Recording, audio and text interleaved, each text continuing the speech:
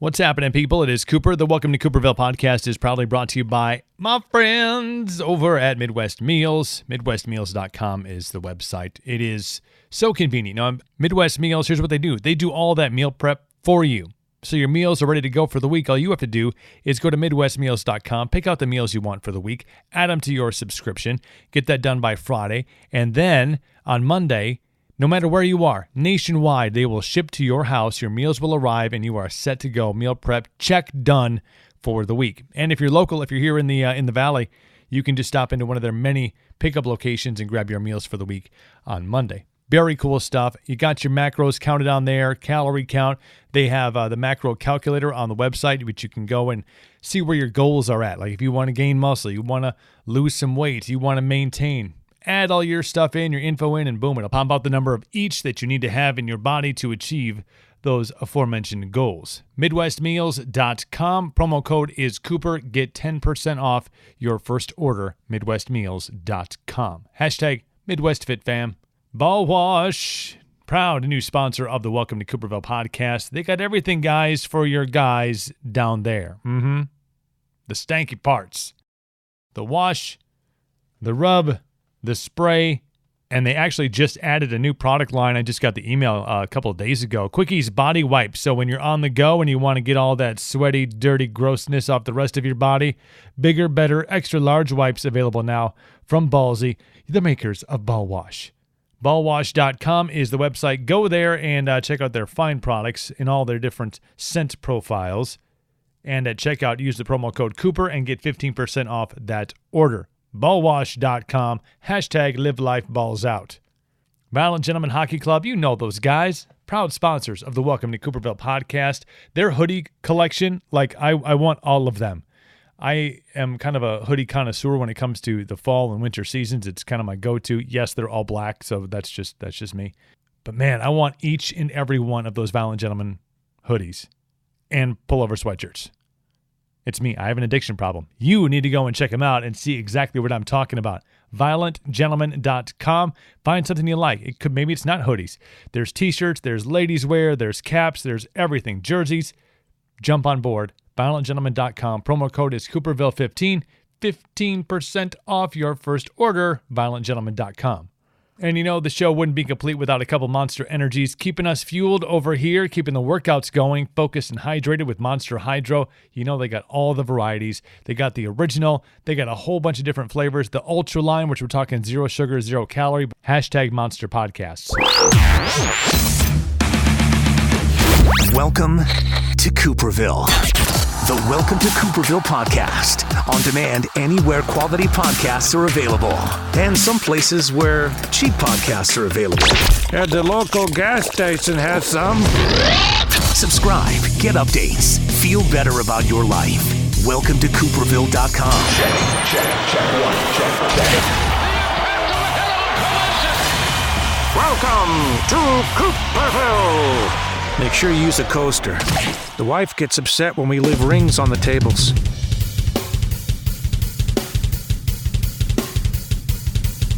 Scott Bartlett, my guest on the Welcome to Cooperville podcast. Scott may not remember this, but the first time him and I met, Saving Abel was in Eau Claire doing a show.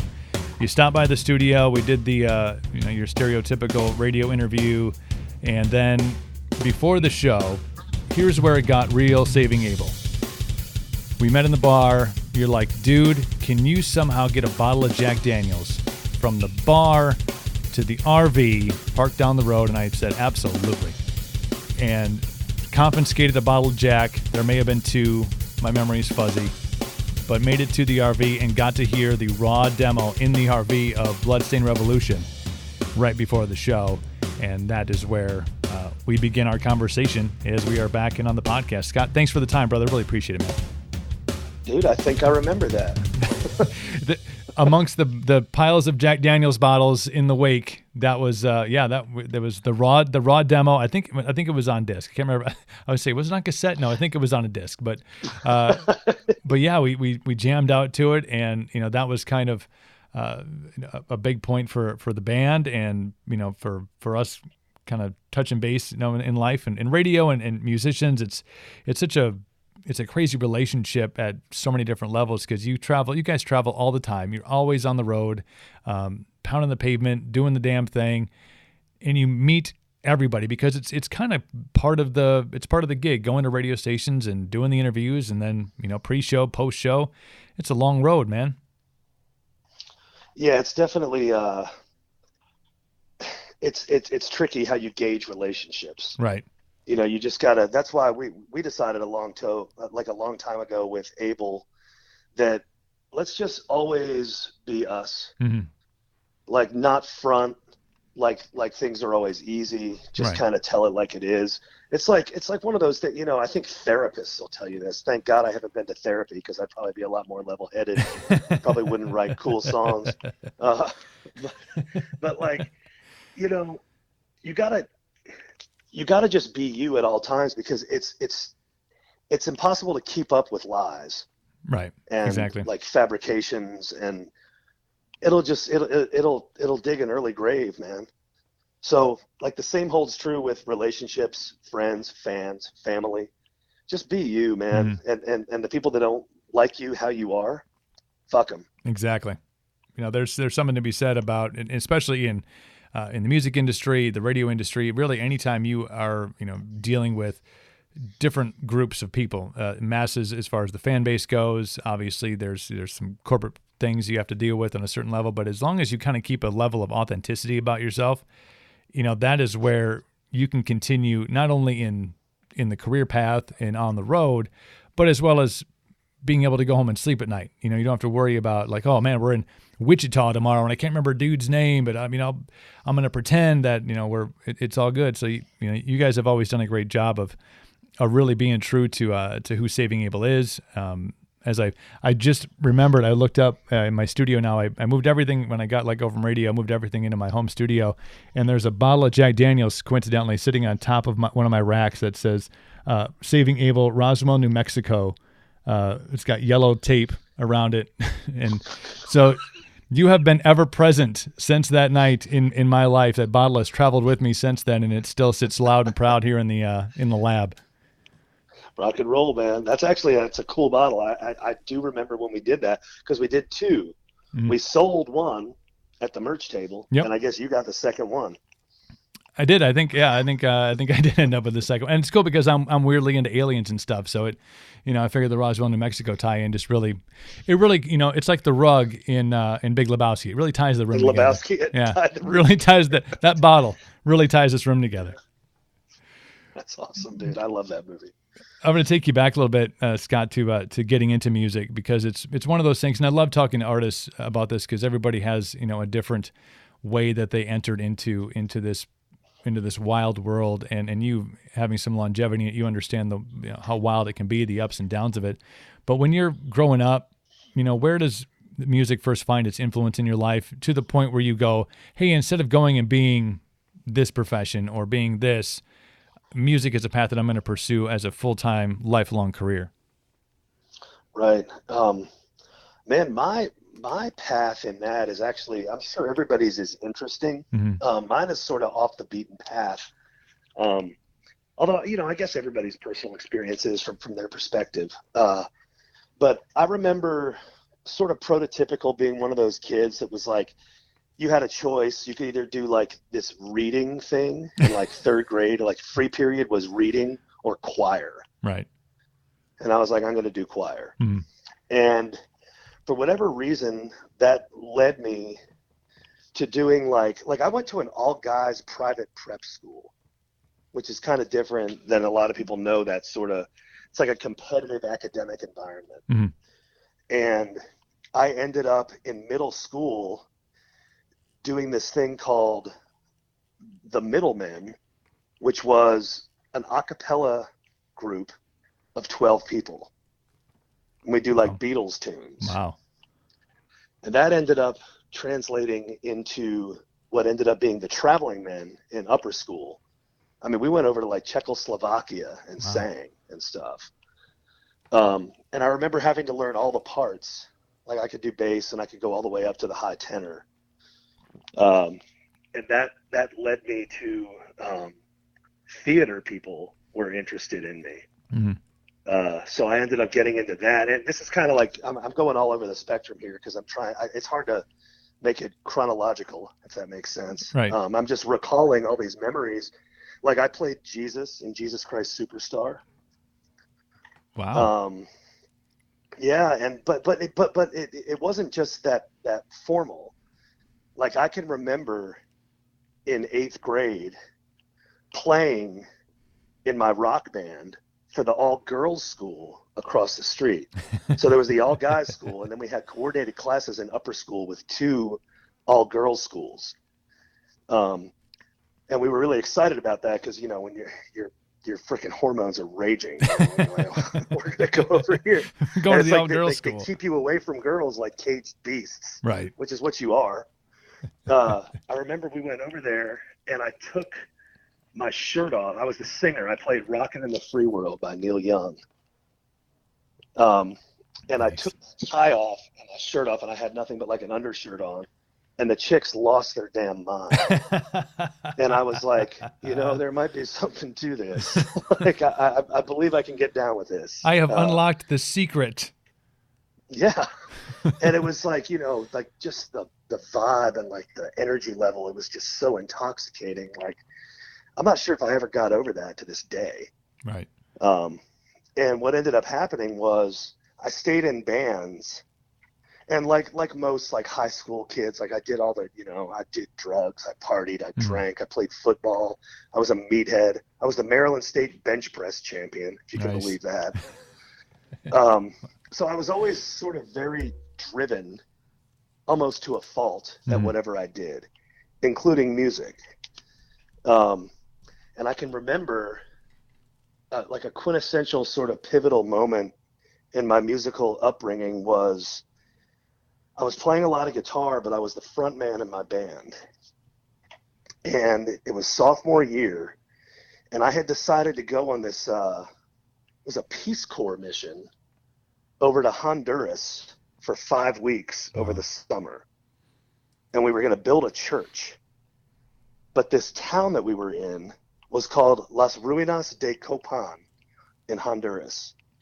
And it was so third world that there was literally like one truck that would come into town at the beginning of the day and pick like workers up. And then it would leave, and there was no other cars, nothing. Wow. And it would return them at the end of the day. And the power went off every night at 10 p.m. and came back on at 8 a.m. So I would sleep in this like back little hut with like spiders and shit. And it was freaking nuts. Like in hindsight, I don't even know how. Like I brought remember the push-up bars?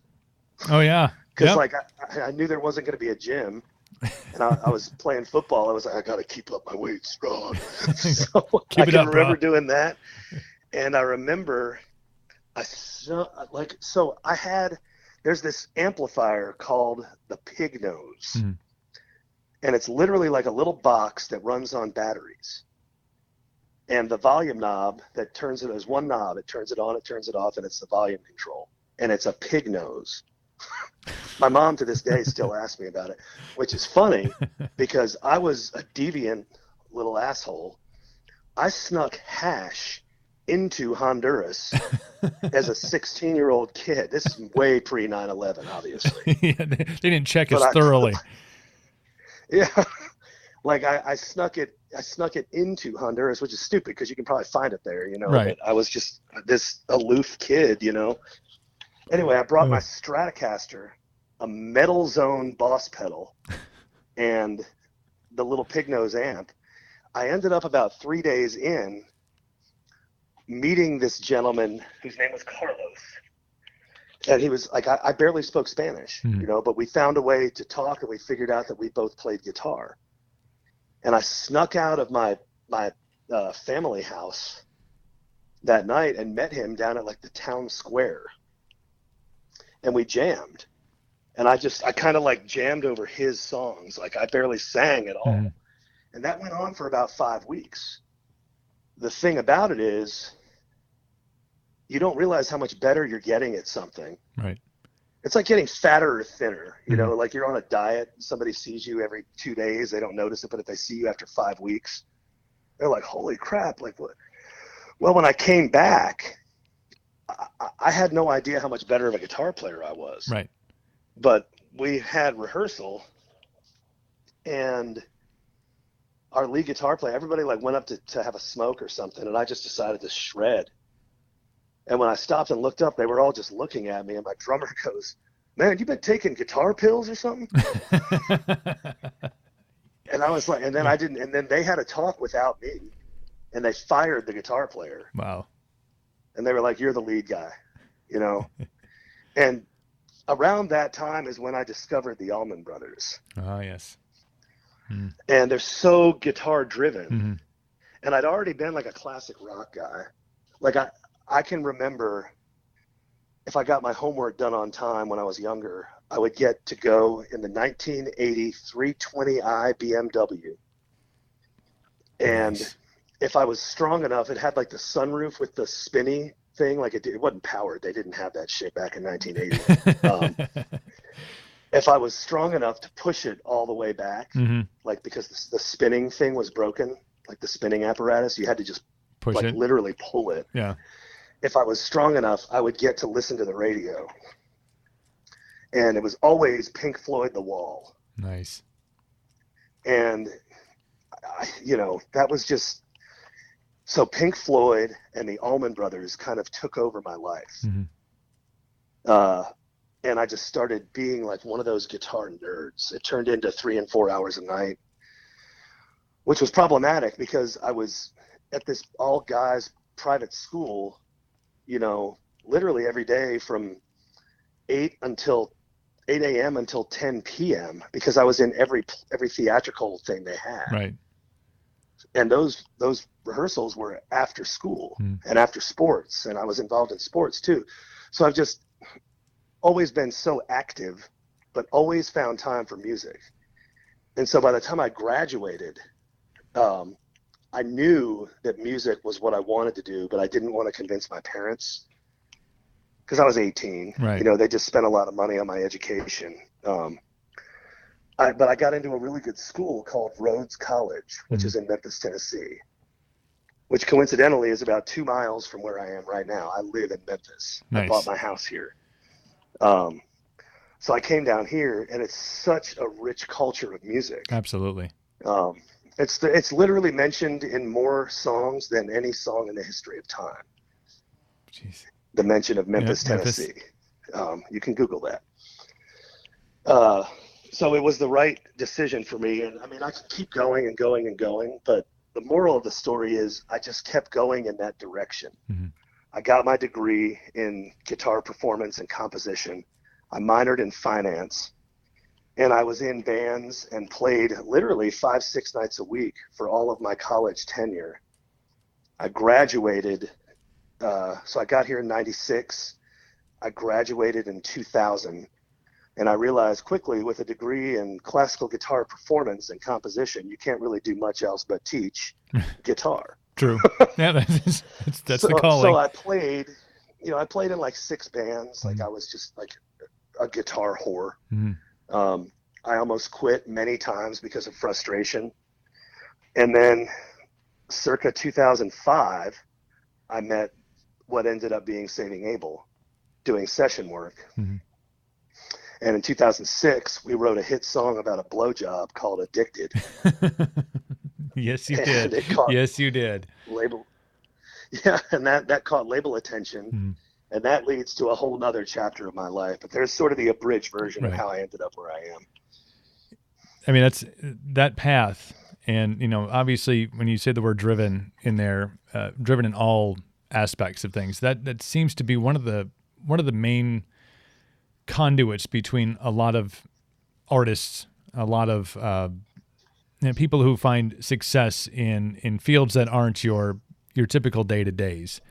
There is this drive that doesn't just propel them for that one thing.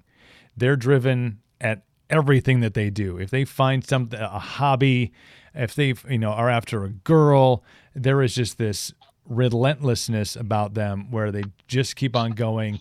They just keep on getting better.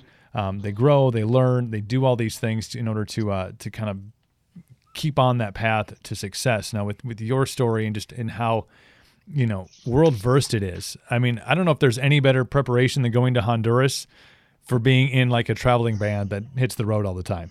Because sometimes the conditions can be similar. I've been to, just, rock shows throughout the country. And I mean, sometimes you get a great venue and sometimes you get not such a great venue. Sometimes the axle breaks on the bus or on the trailer or on, there's just all these things that you have to prepare yourself to deal with, that if you're just driven to be a great guitar player or a great singer or a great performer, you're not equipped to handle those kind of obstacles. I think you see that a lot when you have bands that go through kind of some issues because of all these things that build up, but those who can kind of sustain and have the ability to overcome, find their ways to success. But you talked about writing the blowjob song, Addicted, yes, which obviously was the launching pad for Saving Abel, and a song that not just overtook the airwaves on rock radio, but I remember when that song first came out, obviously being in radio and being pissed off because I heard that song, an edited version of the song, a reworked version of the song on a top 40 station. I'm like, wait a minute, Saving Abel's ours. You guys got everybody else. We get fucking Saving Abel. Give us our rock band back. But that song was so powerful in its lyrical content, and everybody was kind of drawn to it. It was fun. It was dirty, but massive. You know what's nuts, dude? Like, not to interrupt you, no, go ahead. But I haven't heard anybody say that from your standpoint before. I've thought it. Right. Because when I look back at our numbers and I look at what our follow-up single was to Addicted, which was 18 days. 18 days, yeah. And now that I know the way radio works and it's charts and numbers and there's so many like logistical things that go into it, mm-hmm. we shot ourselves in the foot because we released Addicted to active rock. Yep. And it did the perfect climb. We didn't do any of these, and I'm not going to name any names because I'm friends with all the bands that I would probably end up talking shit about. But I got you. What happens is, people will do whatever it takes, and I mean whatever it takes, to get to top 10. Mm-hmm. And then ultimately top 5, and then top 1 is what you want. Or sorry, number 1. People will just do whatever it takes to get straight to number 1. The thing about it is when you do that, it doesn't impact. You want that slow climb, mm-hmm. so people are constantly hearing your song. And after it hits number 1, you don't want it to go away forever. You want it to slowly, like we broke a record. I think it was like 38 weeks at number 2 with Wow. Addicted. Addicted never hit number 1. We were beat out by Disturbed the one time we were going to go for it. And I'm good friends with those guys, and they still talk shit to me. Of course they do. Damn it, Dan. But you know what happened? When it started to fall off the charts and the label looked at it, they were like, dude, this song has literally been climbing and climbing backwards for a year and a half. Yeah. We should cross this over. But it's like $500,000 to cross over to top 40. Right. They decided it was worth it. So they went for it. Right as we were introducing 18 days and starting our climb mm-hmm. with 18 days. Well, people just like you that were saying that, like the program directors and active drive time DJs, decided to be possessive. They were like, no, Abel is ours. Abel belongs to us. Those crazy rednecks from Memphis and Mississippi belong to us. We found them.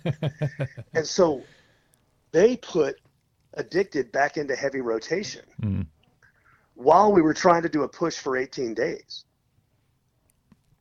So yeah, we had nowhere to go. We literally, at one point, we were such a baby band, mm-hmm. but we had like spots number 8 and 14 on the charts.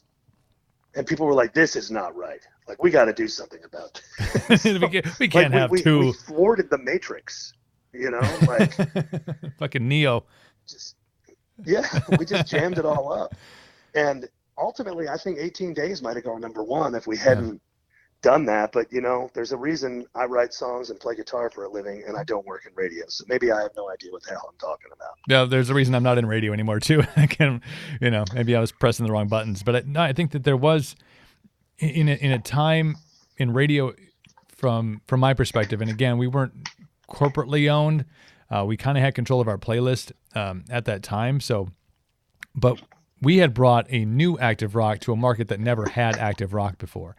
It was a market saturated with country. It was a market saturated with, contemporary hit radio.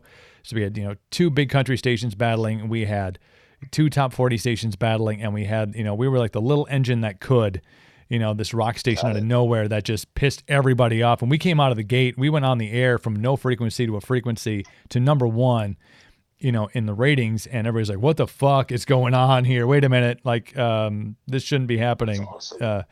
But so, we got, we had that angsty rock chip on our shoulder where we're like, wait a minute, no, we're just getting started here. And that was right about the time I think that, Addicted had hit. And we held on, to Addicted. Even when I left radio, and that was 2005, when was Addicted was out in 2006? 6, 7? 2006? 8, I think. Yeah, 6, 7, 8. So it rolled. When I left, we still had it in, Power Recurrent. That song was still, is still, relevant to this day. So I think that, that shows something about kind of where active rock went like really super fast with just play the new stuff to kind of, remembering those songs that had a huge impact. Like, I mean, that's an incredible run for that song to be on the charts up and down for that amount of time. I mean, that in this day and age, that's unheard of. We were talking about charts. I mean, chart action is a minute. It's like the Nickelback model. Yeah. People can talk shit all they want. At the end of the day, what happened with them is that everybody wanted it. Mm-hmm. And then nobody wanted to admit they wanted it because they thought it was uncool because everybody else had it. I mean, everybody's. It was like the most played song ever. Fans were like, "Oh, soccer moms like this? Oh, that's not cool We're anymore." out. And then soccer moms were like, "Well, wait, what? It was just this confusing time, man. I remember when all that went down. We were on tour with Nickelback at the time, and we looked up to them. I still do to this day. Love the band, love the music. People say, "Man, all their songs sound the same." I'm like, "Guess what? They sound like them." Yeah. Do you know who else's songs they can all play sound? Their instruments. I'll tell you that much. There's a couple of successful bands out there that all their songs kind of sound the same, notably AC/DC. And guess what? They're probably one of the most iconic rock/metal bands in the history of music. So it's a dude, Angus. Oh, did you read that interview? He said, "They said, what do you say to those people that say you've just written the same exact album 18 times?" And he goes, "Actually, I take huge offense to that because if they'd done their homework, they'd know I've done it 19 times." I fucking love that. I fucking love him. Oh, dude. So you have this, this huge success right out of the gate. It's that song gets picked up obviously by everybody. The run is incredibly long. Obviously that comes with the touring. It comes with, being on tour with big bands like Nickelback. It comes with all these, these side deals that you have to kind of go through. And then at the same time, even as you mentioned, you're trying to push the second single out and get that to radio. Radio's fighting, within its own self to claim ownership of your band, and you're in this kind of what the fuck is going on stage of life. But tell me about that, that process, going through that first run of success, being out, the song is everywhere. I mean, it's on every station. You can't go anywhere without hearing it. Obviously, it's really weird. A song about blowjobs, so mass appeal. It's just, when you put it into that perspective, you're like, damn, like those soccer moms jamming out to Addicted. I mean, who'd have thunk? Well, what it did was it made women realize they have the power. Oh, absolutely. Yeah. 100%. And that female demographic is strong, man. We can get to this later. That's what I hit with my clothing line. Yeah. I was like, men go where the women go. So yeah, it's the freaking it's the 80s hair metal philosophy, sing songs that the chicks love. What it is. You come out with the big, what's funny? That's what we were listening to. Like to bring it back to what you just asked. Yeah. I remember being in the van and listening to just Motley Crue and G&R, like a bunch of 80s stuff. And that kind of got us through. This is when all this was going down for us and we were growing as a baby band. We didn't understand. We weren't listening to the radio while we drove around. We were in a van we had to talk to each other because cell phones weren't really that popular yet. Right. I mean, they were around, but we weren't just glued to them. Mm-hmm. YouTube was not a thing. Like, I remember buying a season of 24 on a portable Discman that I bought for $9.99 at but it had like a screen. Not a Discman. It was like a portable DVD like player. a portable DVD player. Yep, I had one of those. Yeah, I still have it. Yeah, and it's I mean, I can remember doing that, and I remember being in the van. I remember it smelling bad, and I just being like, God, when's this going to end? I remember stopping at every radio station along the way, like as the single picked up steam, and I didn't understand that meant the single was doing well. I just knew that it was work that had to be done. Right. We had management telling us where to go and when, and we never said no. We just, and that's part of what made Abel. Mm-hmm. They were like, dude, these guys are workhorses. Like, they don't care. The thing is, if we'd have known, I'm glad we didn't. I'm glad we were just sort of sheltered from it. Right. Because it might not have had the same outcome. Mm-hmm. We became this amicable Southern rock band that would just work hard and be grateful for everything. And times were so much easier back then. Right. Because we had the wool over our eyes. But we were young and we were just working hard. I mean, that's really all there was to it. And then we ended up in buses and things like, and then there were, girlfriends and wives and drugs. I mean, every cliche in the book, my band went through it. Right. I always tell everybody, I'm going to be the first to write the book. But it feels like you do that when it's like, when you feel like it's coming to an end, and I don't see that happening for Abel anytime soon. So I'm going to hold off on that. There's a couple more chapters, I believe. There's more to write in this poetic story, but you have, this run, and it's just, I mean, I can't imagine, obviously, the highs when, you get to that level where everything you have access to, you add in obviously all the complications of the wives and the girlfriends. You have success with 18 Days, Drowning, another one of my favorites that came out, from that record. Where are you at, in your headspace, the band? Where's the band at once you kind of start to get ready for album 2? I mean, what's the vibe like rolling on, the success of Addicted, the massive, overtaking of the song, and you talked about not really being aware of all of it that was going on behind the scenes, but then seeing it because all these things are coming your way, and the success is starting to pay for those buses and all the amenities that come along with them, we should say. By the time we got home, we hadn't been home in but a handful of times over the course of 2.5 years. Right. And I mean, I think at that point, fame had sort of fame affects everybody differently. Mm-hmm. And, when I say we were young, I don't mean like those bands like Wet Behind the Ears, like 19, 20, 21. Like myself and Jason had been around the block a time or two. Right. I had failed record deals. I didn't mention all that before because it's kind of moot, honestly. But I was like 27 when it happened for us. Yeah. So, and I'd seen the world, I mean, we know I'd been to Honduras. Yeah. But I had just kind of I had a worldly view.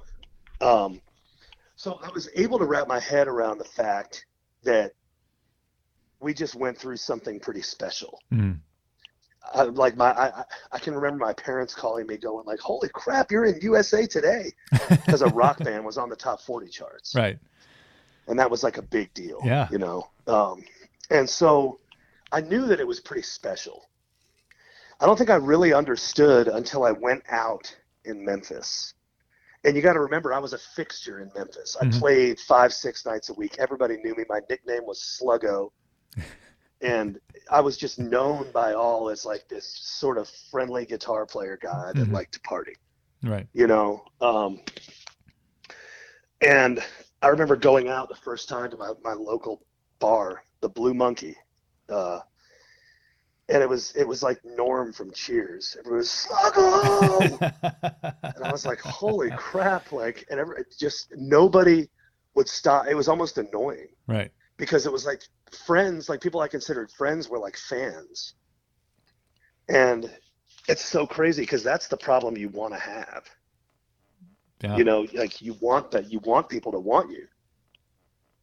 And then it just becomes, it's convoluted because it's like your personal starts affecting your private and your business. And it was overwhelming for me.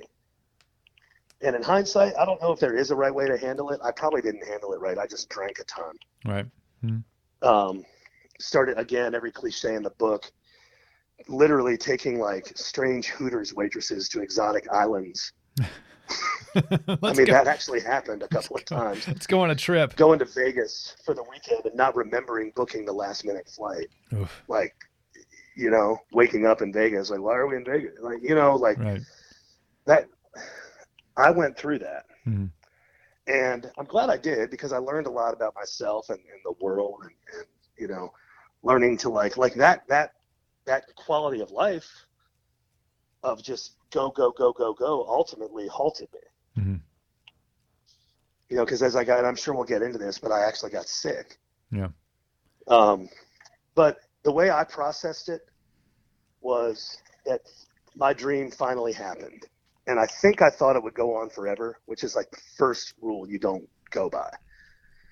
If you read any book about the music business, it just says, remember, this will come to a hold or a stop, or maybe you'll die. Like, try to keep your head screwed on tight because it's a hell of a ride. Yeah.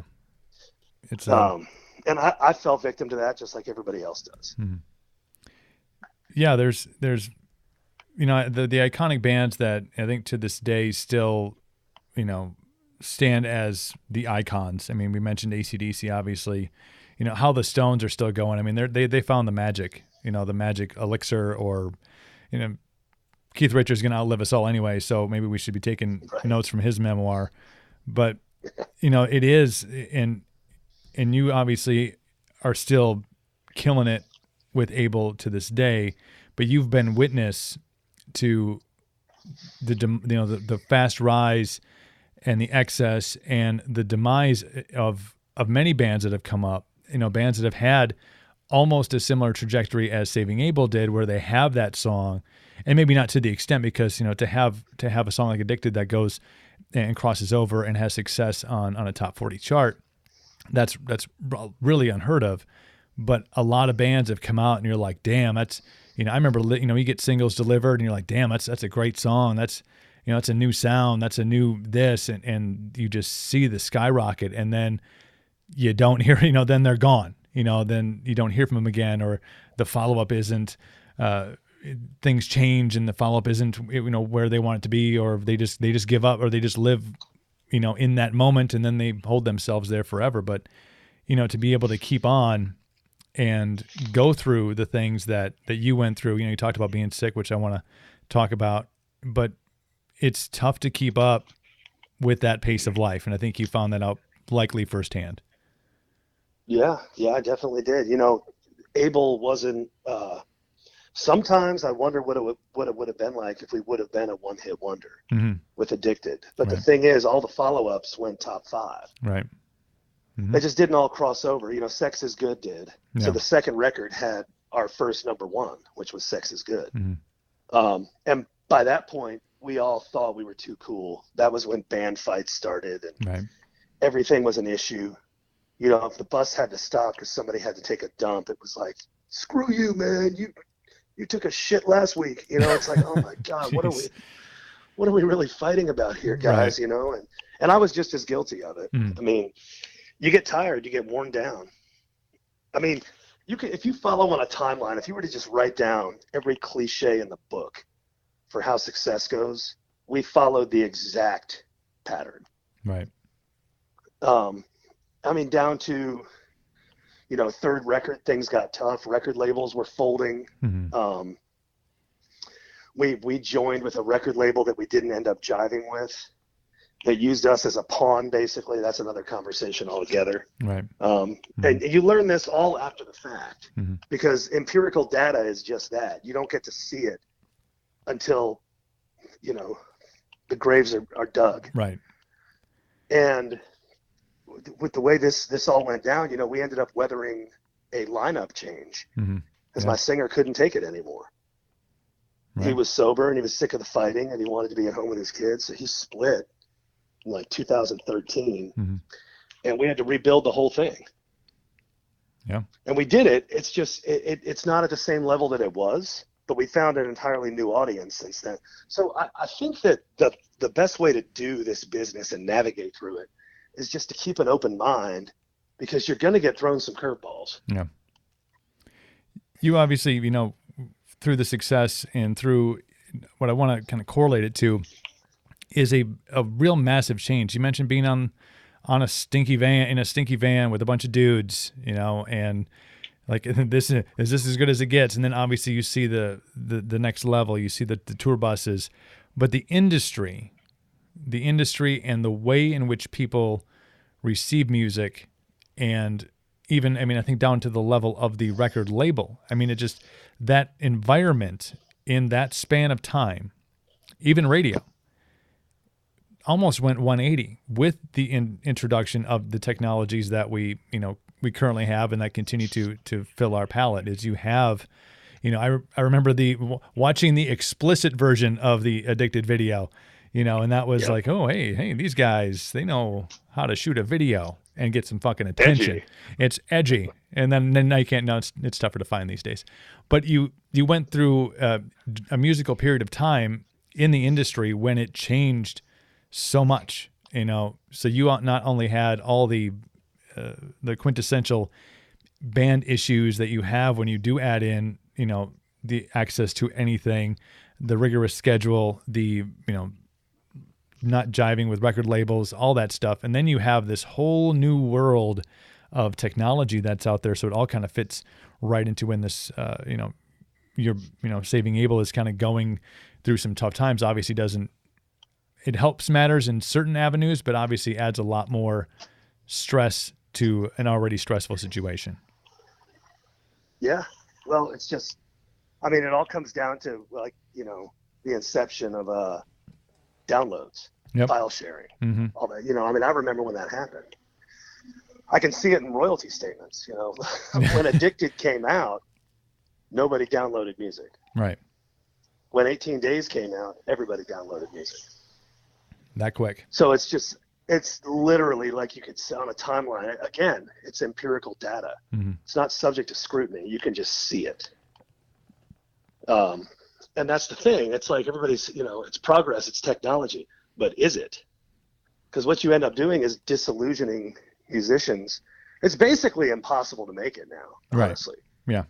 Yeah. And I mean, that's a separate interview, but I'm grateful that we were there at a time where you could do it, and we proved everybody that we did do it. But times are just really tough now because of all that technology. Everybody expects to be able to get your song for free. You know, and then if that's the case, how do you tour if you're a baby band? Exactly. You know, we could not have survived on the $100 a night on our first tour ever with Evans Blue and Framing Hanley in 2006 in a van at $100 a night. I mean, guess what? Every now and again we need a hotel room. Right. We got to put gas in that freaking tank. You got to just hope you sell enough merch. The downloads are what saved us. Yeah. So unless you're independently wealthy, it's almost like just don't try.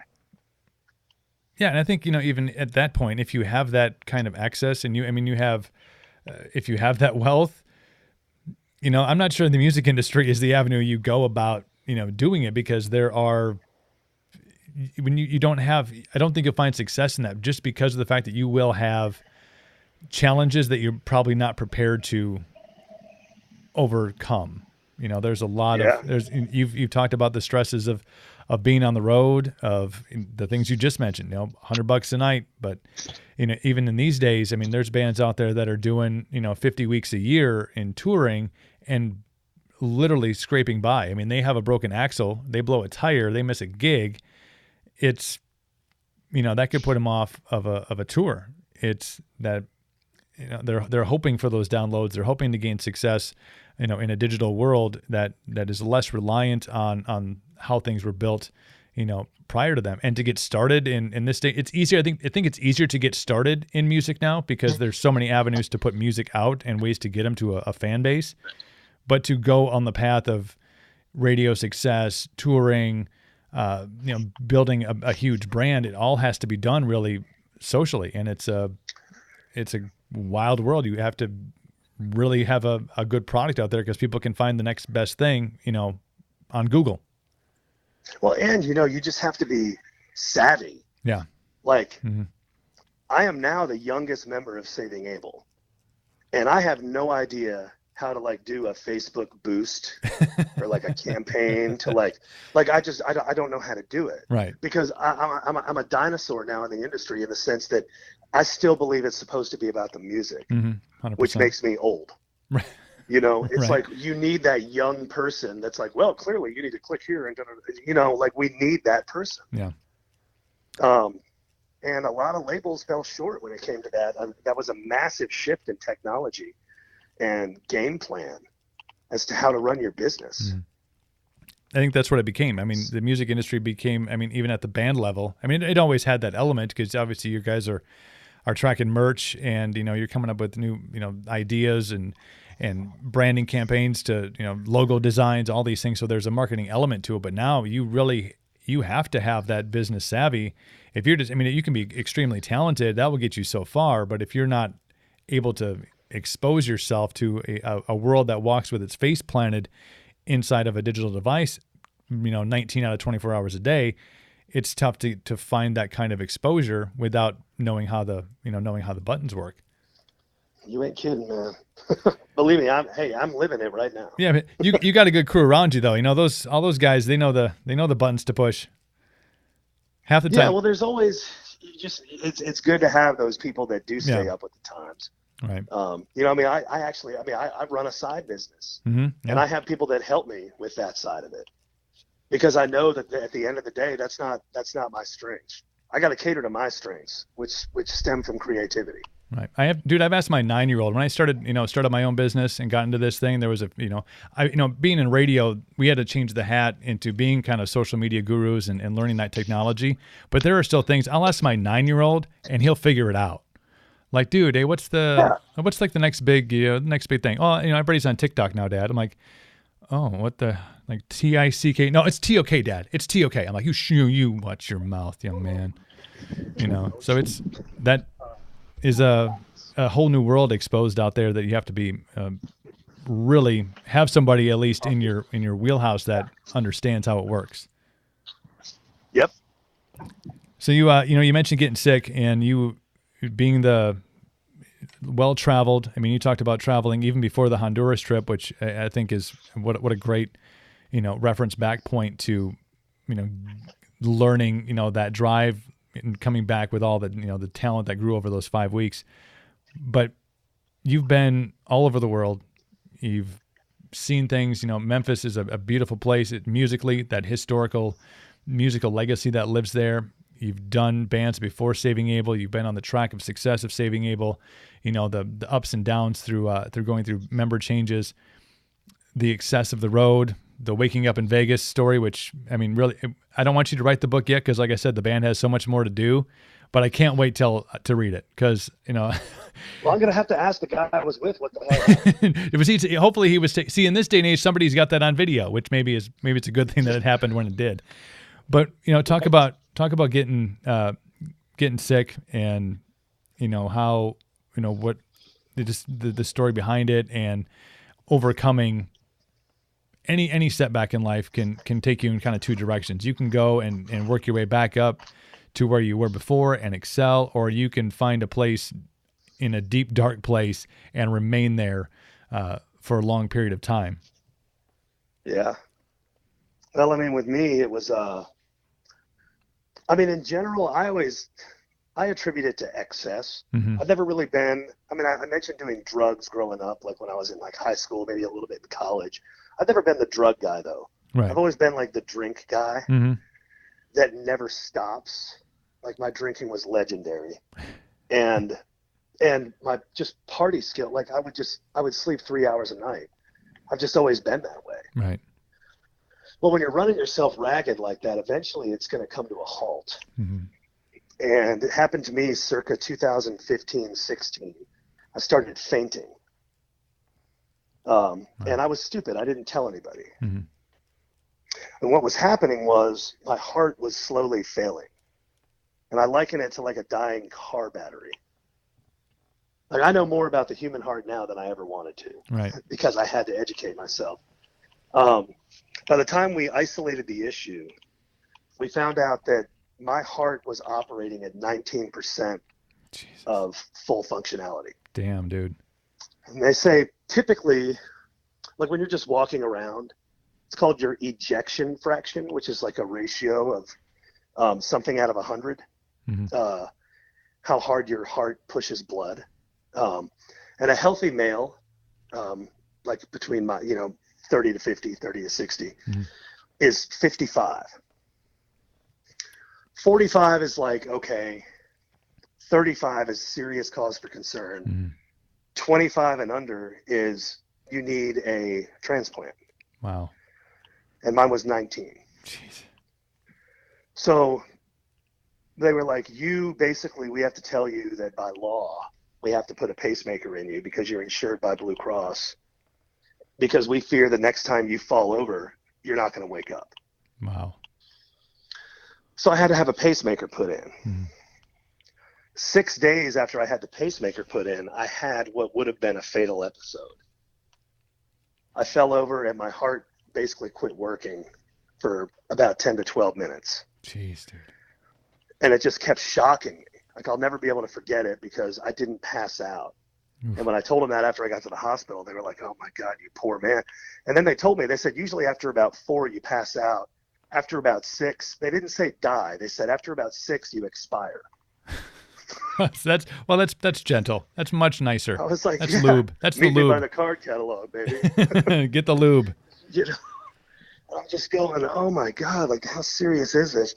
Well, that was like in 2016. And I had I had heart failure.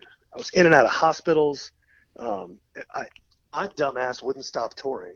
Jeez. So I was like, look, I'm not married. I don't have kids. If I got to die in front of the fans, I'll do it. I'm not slowing down Abel. Wow. My bandmates have kids and wives, and this is how we make money. Let's go. That was stupid. It probably halted. It was a speed bump in my life is how I look back on it. And so I'm in and out of all these ERs across the country. And I'm sitting there thinking, my mindset was, I'm just going to die. That's cool. I've seen more of the world than anybody else. Right.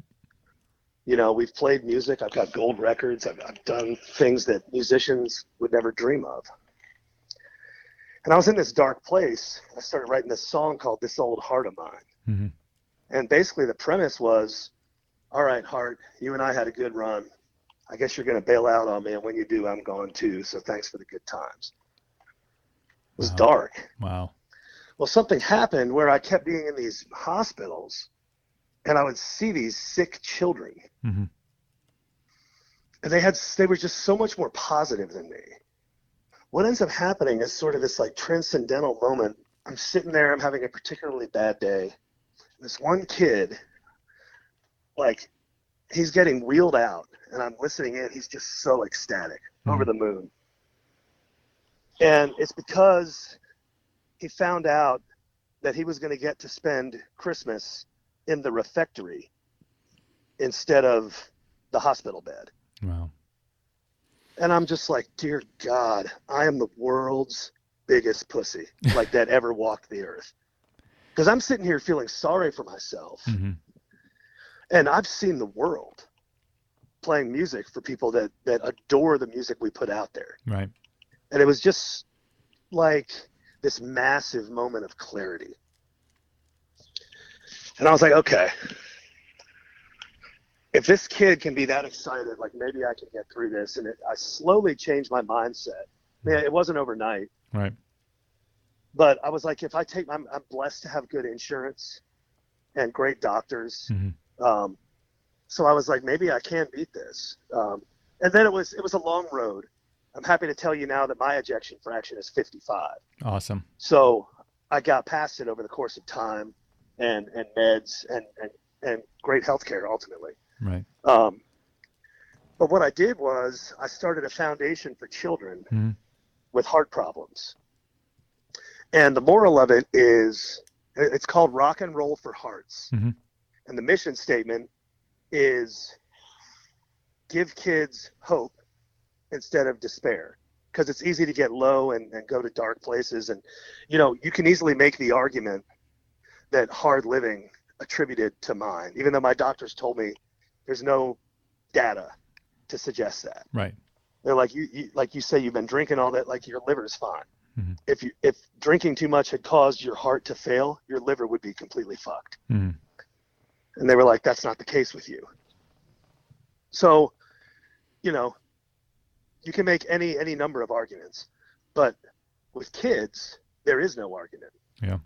They're innocent and just victims of bad luck. Mm-hmm.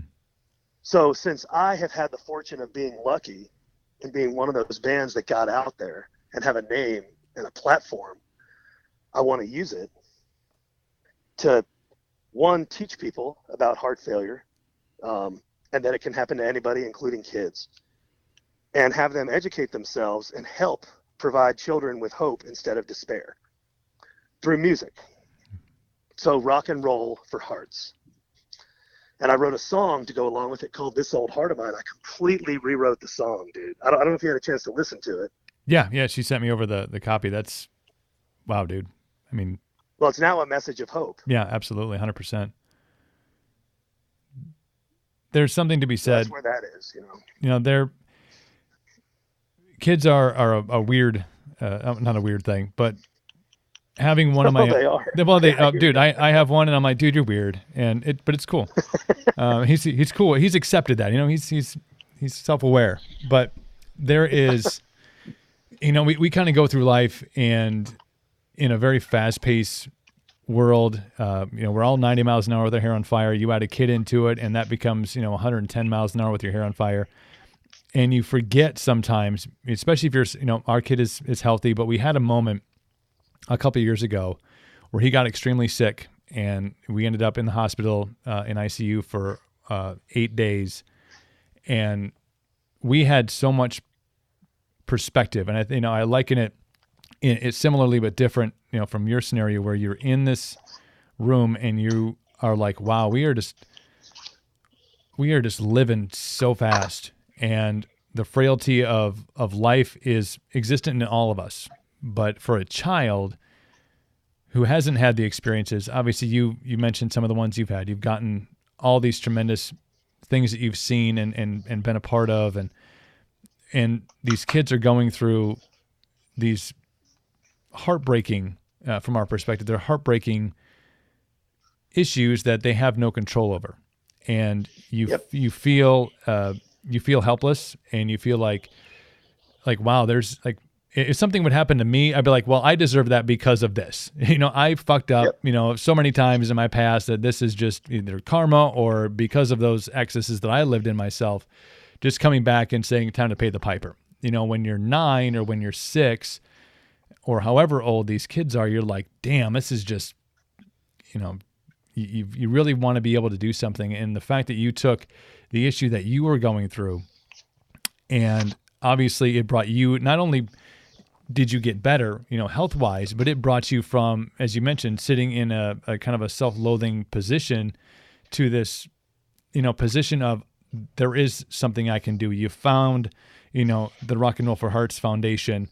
You're able to use the things that you've experienced and the trajectory that your life has been on with the successes to be able to help and to, it's a story that, a lot of people don't get to tell because they see those situations and a lot of people are extremely self-centered and extremely me. But when you are witness to a child who is helpless and you're able to make a difference in any way, shape, or form, that's a huge credit to you, sir, as a human being. And I think twofold, the power of what kids going through things that they have no control over can do to adults, and what kind of positive effect they have when you see that light. You see the things that they get excited about when you're excited about moving from your hospital bed, into some place it's not that, it's not extremely better, but you're just so excited about it.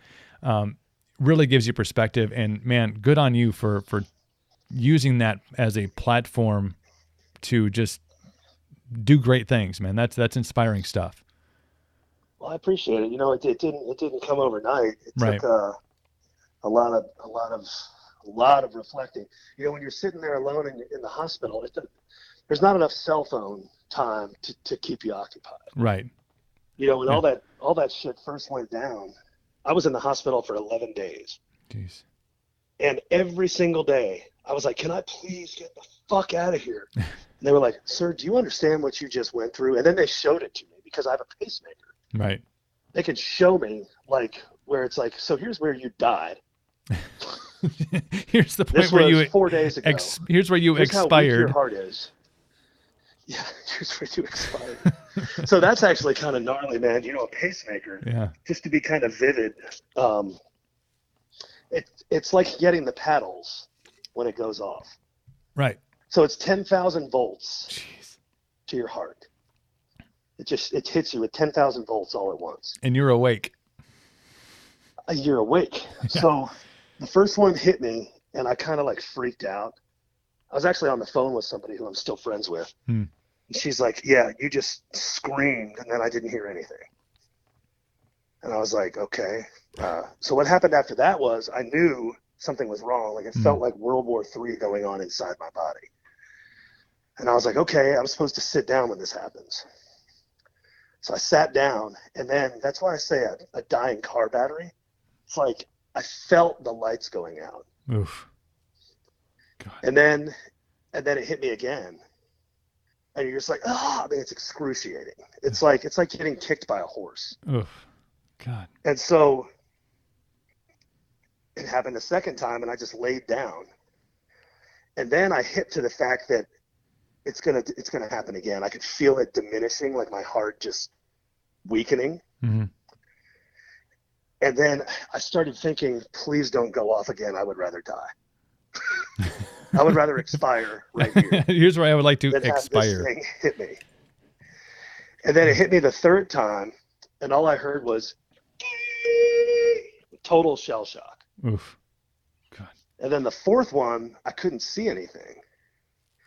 So I was just laying on my back, and I couldn't see and I couldn't hear, but I could feel it starting to die again. And I was like, is this just going to keep happening? Like surely it's going to stop or I'm going to die. Yeah. One of the two. And then, so I'm a classically trained guitar player. I actually grow my fingernails to use as like picking apparatuses. Right. And like around the fifth one, I grabbed, it was cold. It was January, but it was in Mississippi. So it wasn't like super cold, but the grass was frosty. Mm-hmm. I grabbed the earth so hard that my fingernails broke. Oof. Damn. And then by the eighth one, I was just kind of like in a state of shock. And then it slowly stopped. And I was just laying there, and I regained sight, and I could hear. And I was visiting my parents. I crawled home to their house. And that's when I told my folks what had happened. What's crazy is I had my phone the whole time. I could have just called 911. But I didn't know if living with a pacemaker was just going to be like this. Right. And the first thing I told my folks was, I need a new doctor, or else I want you to just call Kevorkian. Put me out. I'm not going through this. I'm not doing it. I'm not living like this. Man. So when I get to the hospital, I'm like completely in shock. And after I'm finally stabilized and they explain what happened, they're like, so when did the car hit you? And I'm like, car? They're like, yeah, like surely a car hit you. I was like, look, we're in Mississippi around like New Year's in a small neighborhood. Believe me, anybody that saw what I was going through would have stopped. There was Right. no car. And they were like, no, but your fingernails, somebody must have run over your hand. And I was like, that's what you came up with? I was like, no, I grabbed it and I had fingernails from playing guitar. And they were like, you were conscious? And I was like, oh yeah, I was definitely conscious. For all 8 of Felt those the whole motherfuckers, fucking man. thing, Doc. Felt the whole fucking thing. I wrote a song about it called Boom. Of course you did.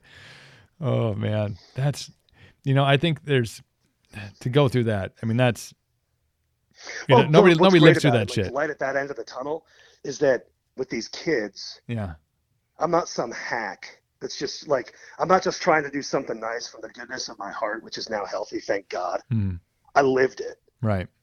You know, and so I can look in their eyes and be like, hey, dude, been there. Yeah. Like, you've got this. And that's been such a cool part, like, next chapter of my life, because I went public with it. Right. And the people I've met, the outpouring of anybody who's been affected by heart failure, and especially kids, but ultimately anybody. This old heart of mine has been instrumental in connecting with people I never would have met otherwise.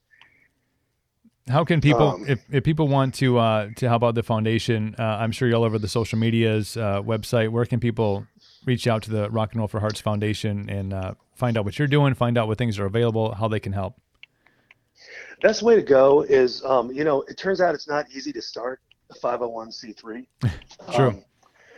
There's just a lot of red tape. So I've opened under someone else's umbrella, which is, we got Softball for Hearts, Fishing for Hearts. Theirs is established and mine is in the process. So I'm not taking donations at this time, but you can stay educated on what's going on just on Facebook. Right. That's where I encourage people to go. There's Rock and Roll for Hearts, just on Facebook. There's SB Creations, which is the clothing line, which we'll talk about here in a minute. And then there's my personal page, which is open to the public, Scott Bartlett.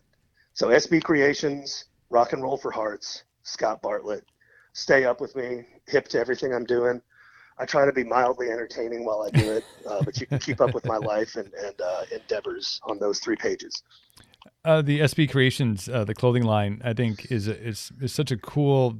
You know, rock and roll has there's so many avenues. I think outside of just obviously your main talents. You know, obviously you're an incredible writer, you're an incredible guitar player, performer.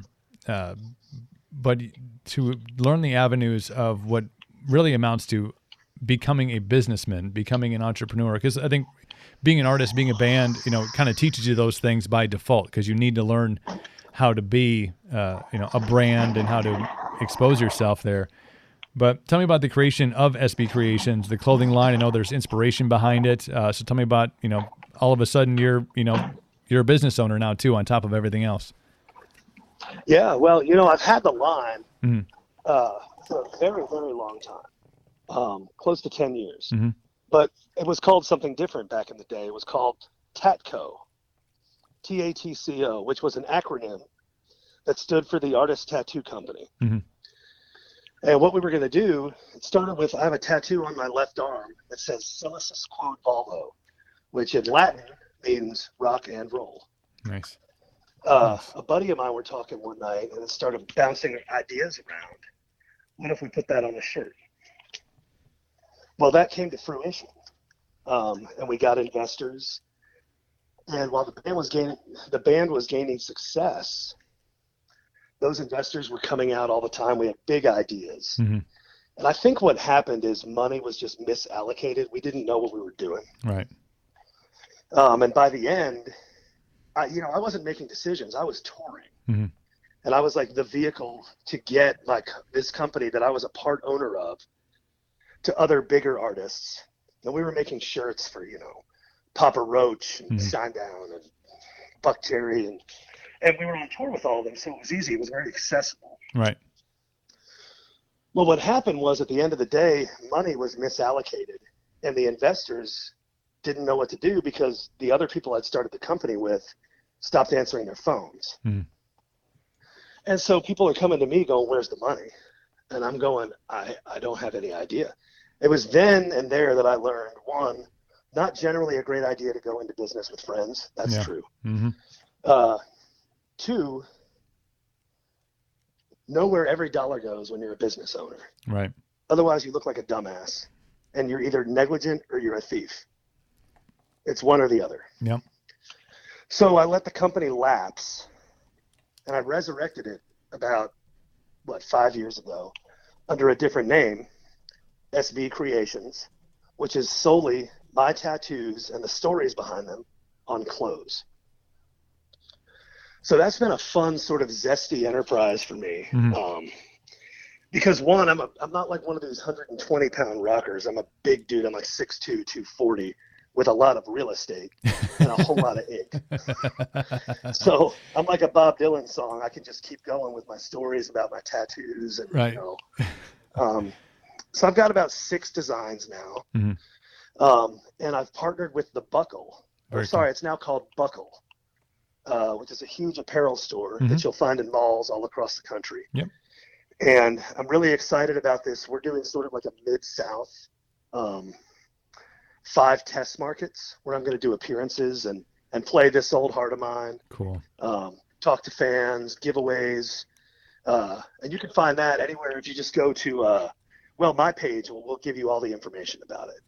So if anybody listening happens to be in the Birmingham area on November 16th, I will be at Buckle from 4 to 6.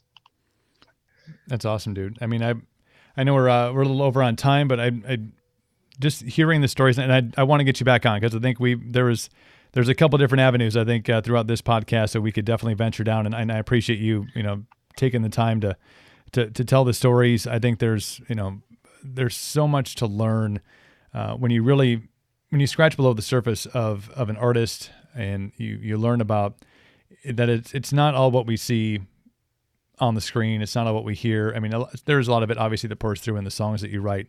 I think, using several examples in that about real life experience and pouring through into songwriting, with This Old Heart of Mine, with Boom. But there's so much more to it than the average person gets a chance to see. And I think a lot of times you can have, even if maybe you're not fans, I think they're a little more invested, in Abel and in you, but layperson who just listens to the radio or finds you, online, can have, oh, well, must be nice. He gets to do all these things, gets to see the world and stuff. But I think when you really dig in a little bit and you get to hear, all the things that you have to go through to be able to see the world and to be able to, the physical hardship you had to go through in order to, have that moment of clarity and realization that, started, the Rock and Roll for Hearts Foundation, this trying something new in an entrepreneurial world with investors and business and learning by failure, how to then resurrect something. And that's, the same with Saving Abel. I mean, when I first met Scotty, I was just over the moon with his, performance, with the way he carries himself, and just was so excited the first time we met, because I never got a chance to interact with you guys in the first go round after the first, 2 records.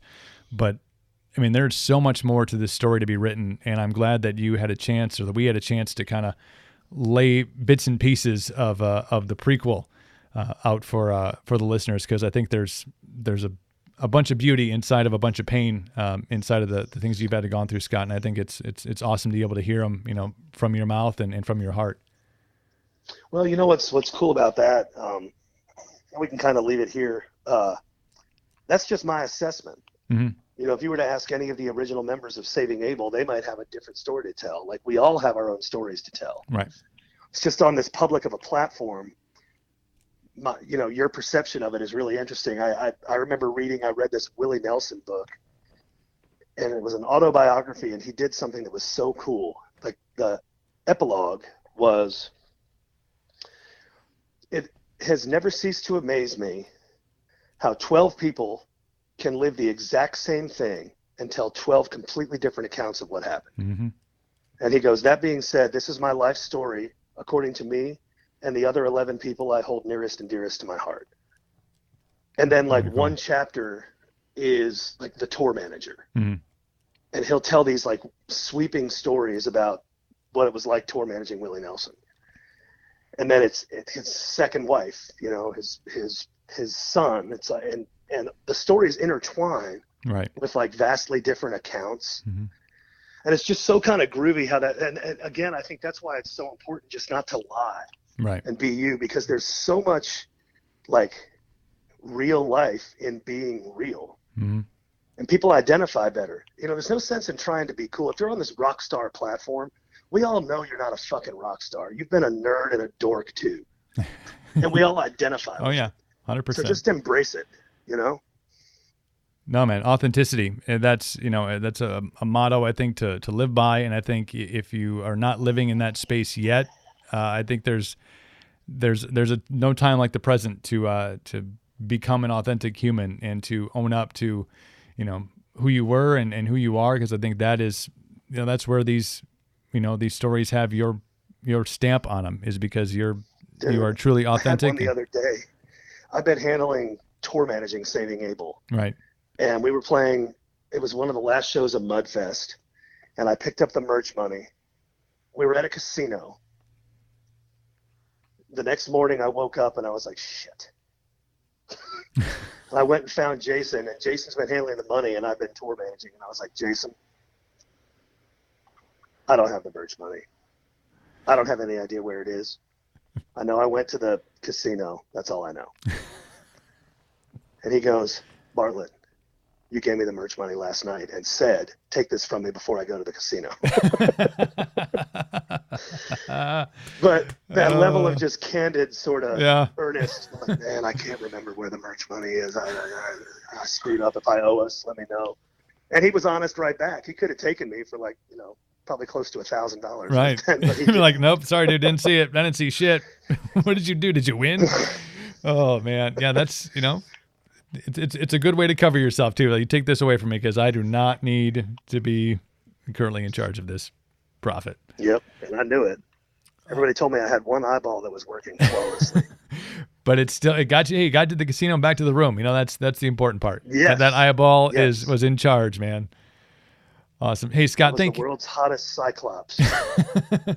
Felt like I had eight arms. That should be the name of this interview. The world's hottest cyclops. Episode 42, the world's largest cyclops. And just see the crazy amount of listenership we get from all over the world. It's going to be awesome, man.